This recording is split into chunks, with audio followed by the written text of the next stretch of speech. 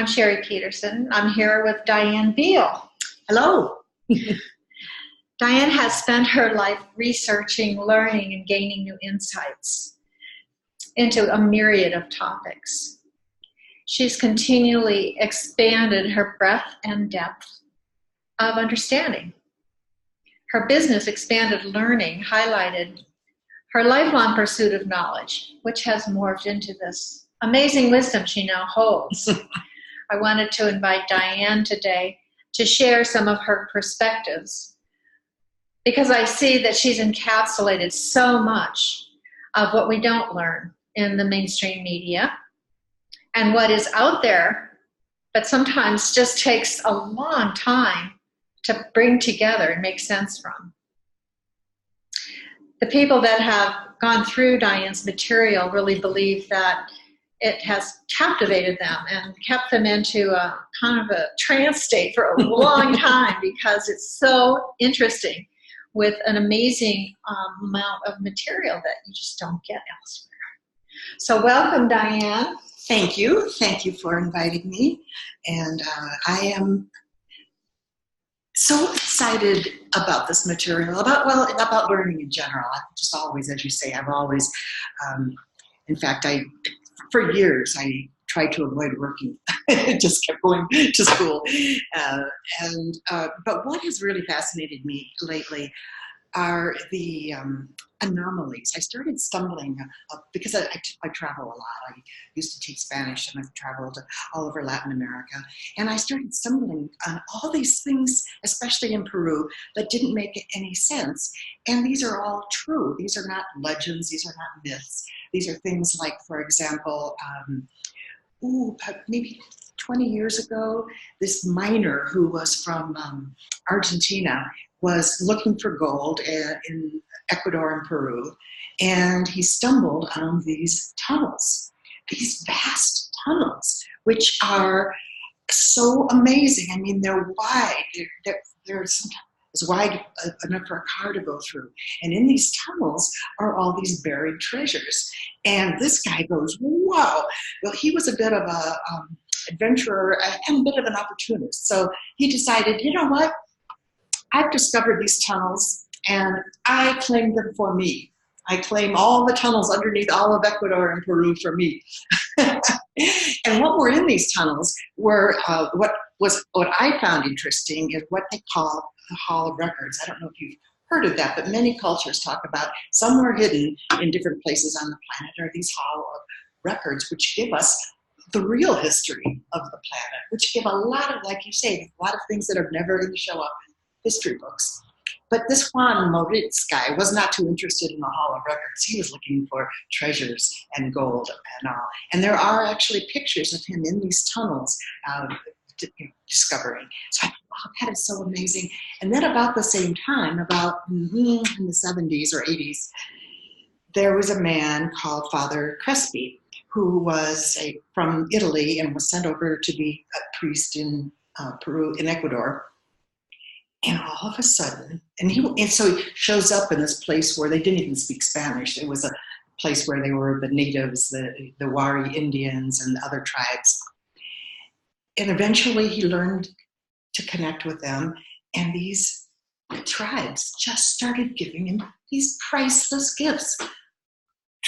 Things that came from ancient Egypt, things that were made out of gold, things that looked like there was like an ancient computer system, and there were hundreds, and so I thought, wow, this is just so amazing. And then we all know about the Nazca lines. What are these symbols all about? Who made them? When did they make them? What's the point? And it goes on and on like that. There's something else up in the mountains in Peru, which are called Pisco holes, which are about 3 feet deep and wide. And they go on for miles up in the mountains. Nobody knows why, nobody knows where. And so I kept looking at all these things and I thought there's gotta be an answer. But the more I dug, the more there were not answers. In fact, there were more questions and more confusion. And I thought, I don't get this. For example, with the Pisco holes, nobody's even tried to figure out what they're all about. With the treasures in the tunnels, church didn't like very much. Church didn't like this information coming out. Not at all. And in fact, they said, you've got to stop accepting these gifts from these warrior Indians. And in fact, we're going to confiscate everything. This is the Catholic Church. Well, I don't want to offend anybody. But I was so fascinated by the fact that for maybe a decade or two, he continued. He was also very interested in archaeology as well as these people. So he started a museum, and he opened it for people to see all these anomalies, things that came from across the ocean, things that were 10, 20, 30,000 years old, and there was no rhyme or reason. They were just, the Indians just kept giving him these gifts until one day there was a huge arson, and a lot of this, of course, everything that was paper or wood was destroyed, and then the other things that were metal, they could be kind of refurbished. Nobody ever found out why. Hey, lástima. Okay, that is really sad to hear. Yeah, and then it happened again. After he rebuilt, and then another fire, and then I don't want to give away too much of the story, but on his deathbed, these truckloads came in and just said, "Sorry, you don't own this. We're taking it all to the Vatican." And the guy was dying. He was in the hospital dying, and it's quite an image of him, this old man with white hair, but running from his hospital bed. "What are you doing with my things?" And they're loading all these treasures. And some people say this was as big as any other the discovery of Troy, for example, hugely. But they disappeared, and they said, "Sorry, you can't own anything because you are a Salesian priest and you've given a vow of poverty and chastity." So all of that disappeared. And then the Ica stones were something else that I was fascinated with. And so here appears in southern Peru thousands and thousands of stones that are carved. And again, it makes no sense. It shows pictures of ancient peoples looking through a telescope at the stars. It shows animals that are extinct. It shows very sophisticated kinds of surgery, and it's been a real controversy. What are these Ica stones? Again, some guy who was a doctor, a surgeon, was fascinated. He started collecting them, set up his museum, but people didn't want to believe that they were really as ancient as they appeared to be. Now, these are hoaxes. They're just carved recently by somebody who was just trying to, swindle and make money. So then I wrote a little story about that. So what I've got here, I guess you'd call it historical fiction, where I was just so fascinated by all these anomalies, and I couldn't find any answers. So I made up a story to the best of my ability to try to figure out what could have been the story of this, and what could have been the reason that these things are there. So. Okay, it sounds like, I did read this book and I was fascinated by it. I couldn't put it down. So many things that I have read about and learned about are included in this book. And so I did believe that most of it was fact, not fiction. There are those that will read it as fiction, and that's fine too. There's no forcing of people to believe or not believe. But it is a pretty amazing story. Some of the material that you've given, I believe there's pictures. Are there not pictures of the Ica stones? And this is something that really saddened me. In my original draft, there were pictures of the Ica stones and of many of the places and the items that I was talking about. But it was just impossible to get permission, to get copyright, and so I think what I'm going to do now is start a blog and then or a page, a book page, and start to show some of these pictures, because it makes a lot more sense when you can see what these stones really look like, when you can see what some of these treasures were, when you can see the tunnels themselves. I think I have seen those on like Ancient Aliens. They had pictures of some of the stones carved. Yeah. They must have gotten some permission somewhere. They could have paid a lot of money for them, I don't know. But yeah, that would be good to see some of these facts that are out there, and how wonderful that you brought it all forward so that it can be revisited.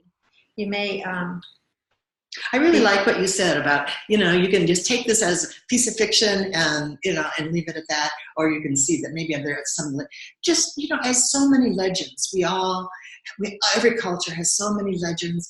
And my feeling is, where did these come from? We didn't just make them up out of the blue. And in cross culture, there's so many, for example, animals that have been genetically modified. And, so we have the ancient Egyptian, strain with a human body and a lion's head or something like that. And, then my sense is that maybe people were experimenting, and that's where we got these stories. And the legends of Atlantis and Lemuria and the legends of the Garden of Eden. Every culture has some belief, some sense that somewhere back in the annals of time, hundreds or maybe millions of years ago, we did live in a different society. And of course, so many of the Incas and Maya and many of the native traditions don't talk about linear time. They talk about cycles of time. And so we may have been through these cycles and had to start all over again. And this is pretty much my belief, that Atlantis probably did exist and that Lemuria probably did exist. That was one of the questions some people have when reading your book. I think in this society, many of us expect a linear perspective, like how many years ago was Atlantis? Where was it? How many years ago was Lemuria? Did they intertwine? But what you said it's true. A lot of it is off the linear map onto more of a matrix of things happening, sometimes simultaneously. In your book, do you refer to Atlantis? At the beginning, I do remember Lemuria. The people were from Lemuria in a very magical society. So do you have a sense of that any of these artifacts that Dr. Crespi came up with or were given came from those time periods that far back? Possible. And there were things like generators and electric things and computers and stuff like that. And they've been finding things underwater all over the Pacific Ocean, all as far as Madagascar and the Indian Ocean and Indonesia. And so, and this is what's so frustrating is, if we could look at these things and if we could examine them and test them and date them, but poof, they just seem to all disappear. I've seen a lot of shows where they show the underwater ruins. Even 30 miles off the coast of Cuba, there are some amazing ruins. And I don't think, somebody comes around and photographs them and puts them on a documentary, and then that's kind of it. But for those of us that have seen it over and over again, I think there was another one off the coast of Chile. Huge ruins, like giant pyramids and all kinds of buildings. So we have seen pictures of these civilizations under the sea. It also depends upon how far we can go back in our own minds. Since science says, some science says 10,000 years ago, or 10 to 13,000 years ago at the Ice Age, that was kind of the beginning of everything. Yeah. That's stretching it from 5,000 years BC, which the Egyptologists talk about. So if you listen to Blavatsky, who says our human civilization has been around for 18 million years, you got to kind of wonder what happened. Kind of boggles the mind, doesn't it? 5 million, 8 million, 10 million years ago, a lot has happened. And there are those that come and give us some of the history, but of course they are talked about as legends, right? Myths. Yes. And so your book, you're saying you are intertwining the facts that you know and the realities of what you come up with from all that you've seen and read and know. Can you give us a little introduction to the storyline? Because that is what captivates many of us that have read this. There's very interesting characters. And some of the things, there's also a love story, right? Yeah. So the prologue does take place in Lemuria. For those of you who don't know about Lemuria, a lot of people have heard of Atlantis, but Lemuria, according to legend and according to my belief, was way more ancient than Atlantis, and it goes back, if not millions, at least hundreds of thousands of years ago. And so in the story, these are the last days of Lemuria because the priestesses had the ability of what they called far sight and could look into the future. And they could see that. You asked about Atlantis. Well, Atlantis was a much younger civilization, but they were much more involved in technology and machines and things, whereas the Lemurians wanted to live in harmony with nature and simply, and in very much connected with source, connected with each other, connected with harmony and of nature. But the Atlanteans felt that they were superior because they had all this technology. And I heard this from Rudolf Steiner, I believe it was, who conjectured that the Atlanteans decided they were going to harness this comet and have a space station there from which they could monitor and control the whole Earth. And that's what happened. That was the disaster. They tried that. They hit the comet, and then it forced it off course and caused it to come crashing back into Lemuria, which then caused giant tsunamis. And but the people there knew this was going to happen, and some of them decided to go down with the continent.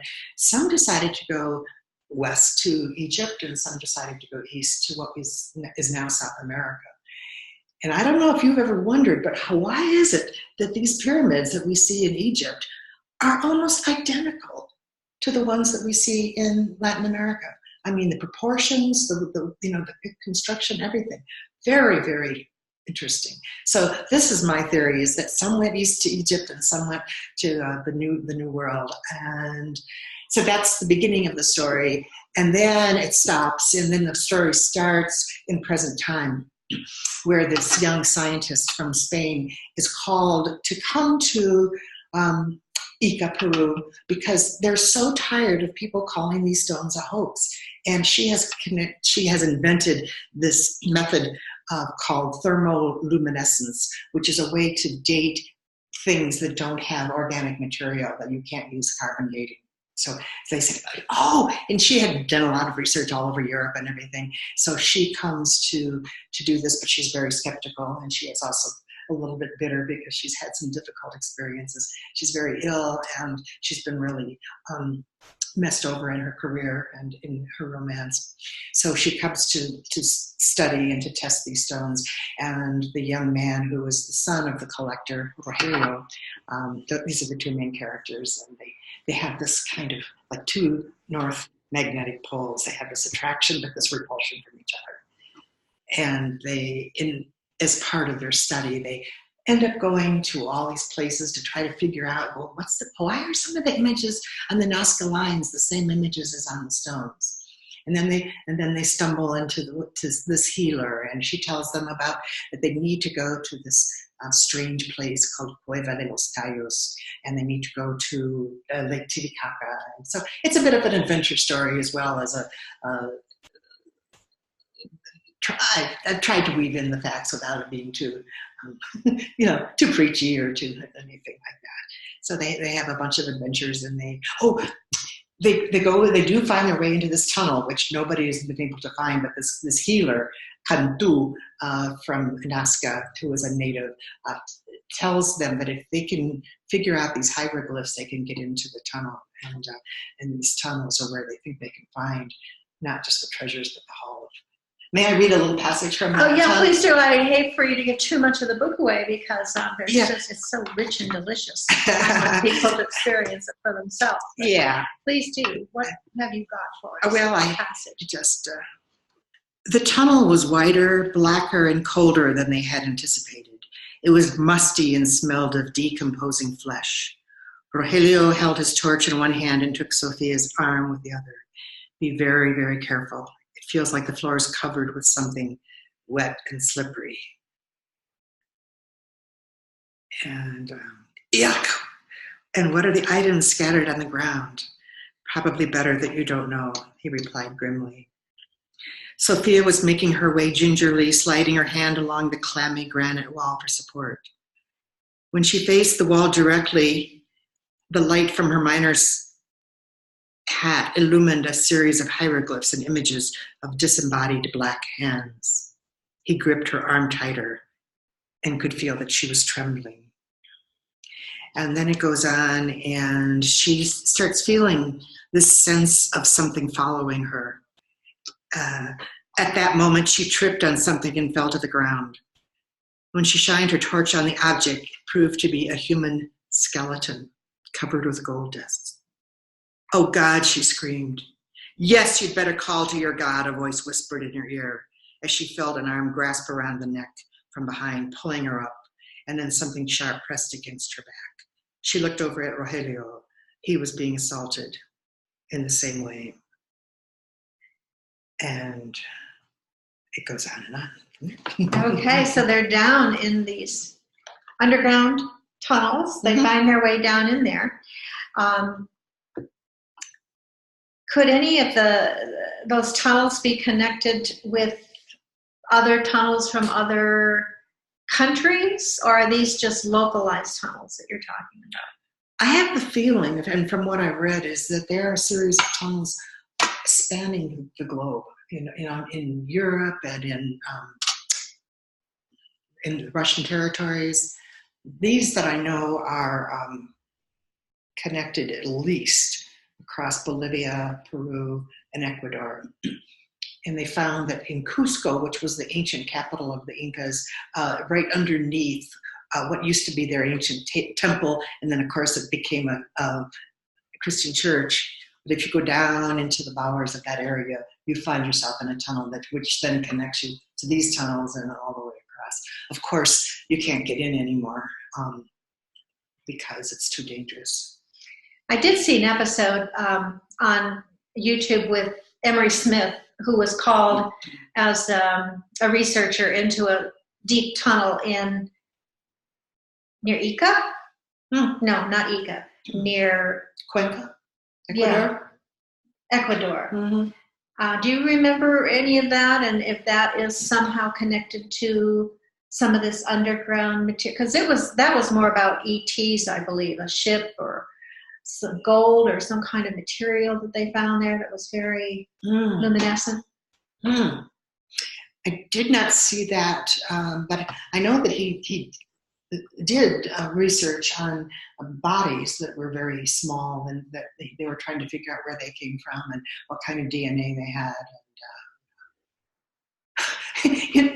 I think if there's anything that I learned from all this research is that what I thought I knew was like this, and with the 5 years of research, it expanded. But now I realize that what I think I know now is still 1/10 of 1% of what's out there, both in terms of, historically and other dimensions. And it's just no end of fascination. Isn't it true? Isn't it true? So I'm wondering if some of your readers don't really believe in other terrestrials or under this earth, anything. Is there some evidence to show that this could be off-planet in any way, or is this not about off-planet beings? I don't really discuss the off-planet so much. There's a lot of implications, like, my goodness, who in the world built these pyramids? Because at the time they were supposed to have been built, both in Egypt and in Peru and Mexico, the civilization and the local civilization, there's no way that they could have done it because they were going around in little canoes and, subsisting off of the land. But the indications with the pyramids, for example, I mean, just from a scientific viewpoint, it was really clear that they understood about natural energies of the sun and how to harness them, and how the pyramidal shape was very powerful in enhancing those powers and those energies. And then I actually, when they get into the Hall of Records later on in the book, these records talk about ancient history and ancient suppressed information, and then within the last 50, 100 years, suppressed energies, suppressed powers, suppressed ways that we could, if they hadn't been taken away from us, we could be living in a paradise now. Free energy for everyone, enough food, enough shelter, enough warmth. But the powers that be certainly just didn't want those. They had, one man found a way, they did a 90-day study to cure cancer. He cured 100% of the cancer. and they had doctors watching, and they had people watching, and I can't remember his name. And when it was all, he called it, that was Wilhelm Reich. He called it orgone energy because he knew that this energy connected everything. After 90 days of trials, 100% curing of cancer, guess what? The pharmaceuticals weren't too happy about that, nor the hospitals, nor the surgeons. I can't imagine. And so all of a sudden, not only was he poisoned, all his research was destroyed, all of the evidence was destroyed, and even though this orgone energy had done so much, they made it official that orgone energy simply does not exist. And it made me very angry to keep kind of coming across these kinds of things. And I'm sure that most people are aware of a lot of those kinds of things, but I dug a little deeper and found more things, and it was really frustrating. And I felt like it's important to get this information out so people can decide, what, if anything, they want to do about it. Well, you're very brave to put it out there with your name on it, I have to say. Well, I'm getting up there in age, so I don't have that too many years left anyway. Not that old. So hopefully you are protected by your beings around you, and you can not have to worry about the fate of so many that have come up with these things. Yes, it is a bit frightening. So there were some of these beings under the ground that were, I don't remember if they were another dimension, but we won't go into the final curtain because we want people to be engaged and find out for themselves what happened. But do you have any final comments about the book? Is it an ebook? Where can people get it? It is a book, both an ebook and a paperback, and they can get it on Amazon or Google or anything. We're having for the next month. I'm not that interested in trying to make a fortune or fame or fortune. I really would just be very happy if people would read it. So for the next month, I'm making it available as an ebook for 99 cents, and people can just go on and download it. And as I say, I'm hoping to try to get some pictures up so people can have a richer idea of what some of these images and items were that were discovered and disappeared. So, well, we look forward to hearing from you again. I know you have many areas that you have been involved with over time. We'll be doing a video on one of your favorite nonprofits. Yes. Which you might want to just mention and give an address for people to look up. Yeah, this is an organization called Her Future Coalition, and one of my passions is the way that, in general, women are treated, but especially the poorest of the poor, and especially all over the world, basically. We happen to work in India, Nepal, and Thailand with girls who have survived trafficking and sex slavery. And so we help rebuild their lives, and we visit them, we give them health care, we give them a way to make training, job training, and education if they want it. So it's called Her Future Coalition.